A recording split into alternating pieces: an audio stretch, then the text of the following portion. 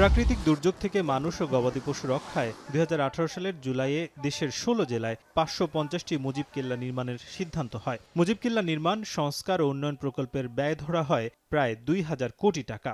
কিন্তু এ কেল্লা নির্মাণে অনিয়মের অভিযোগ পেয়েছে দুর্নীতি দমন কমিশন। শুধু মুজিব কেল্লাই নয়, বঙ্গবন্ধুর ভাস্কর্য নির্মাণে নয়ছয় হয়েছে প্রায় ১,০০০ কোটি টাকা।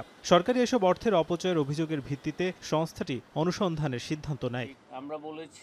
বৃহস্পতিবার দুপুরে এক প্রেস ব্রিফিংয়ে এ তথ্য জানান সংস্থাটির মহাপরিচালক।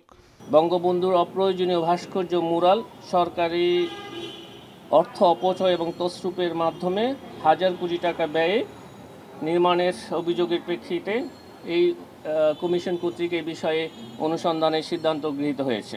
দেশ জুড়ে মুজিব কেল্লা নির্মাণ, সংস্কার উন্নয়ন প্রকল্প পরিচালক, সংশ্লিষ্ট ঠিকাদার অন্যান্যের বিরুদ্ধে হাজার হাজার কোটি টাকা তছরূপ।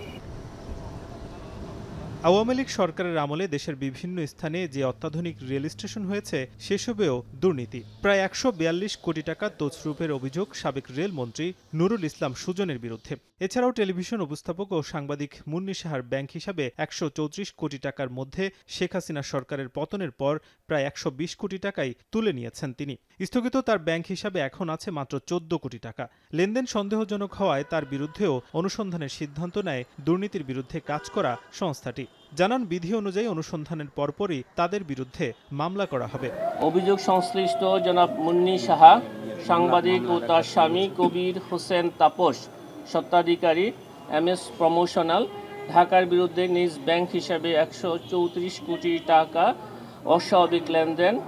সাবেক সংসদ সদস্য সুলাইমান হক জোয়ারদার, ডাক বিভাগের সাবেক মহাপরিচালক সুধাংশু শেখর ভদ্র ও BFIUর সাবেক প্রধান মাসুদ বিশ্বাসের বিরুদ্ধে অবৈধ সম্পদ অর্জনের দায়ে মামলা করেছে সংস্থাটি।